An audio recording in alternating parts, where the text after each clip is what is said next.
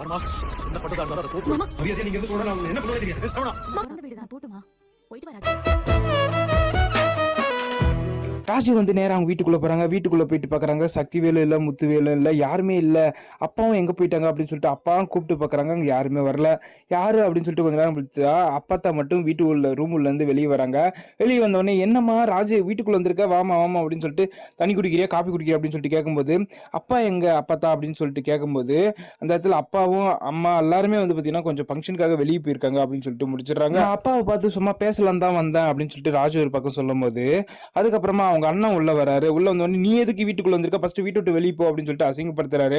அந்த இடத்துல அப்பா தாடி நம்ம பொண்ணு தான்டா எதுக்காக வெளியே அனுப்புற அப்படின்னு சொல்லிட்டு ஒரு பக்கம் வந்து பாத்தீங்கன்னா சப்போர்ட் பண்றாங்க. சக்திவேல் ஒரு பக்கம் வந்துறாரு. வந்த உடனே நீ எதுக்கு வீட்டுக்குலாம் வந்துட்டு இருக்க, ஏதோ உங்களுக்காக கொஞ்சம் சப்போர்ட் பண்ண போலீஸ் ஸ்டேஷன் வந்தா நீங்க எங்க கிட்டே மறுபடியும் வந்து உறவாடுவீங்களா, ஃபர்ஸ்ட் வீட்டு விட்டு வெளியே போடி அப்படின்னு சொல்லிட்டு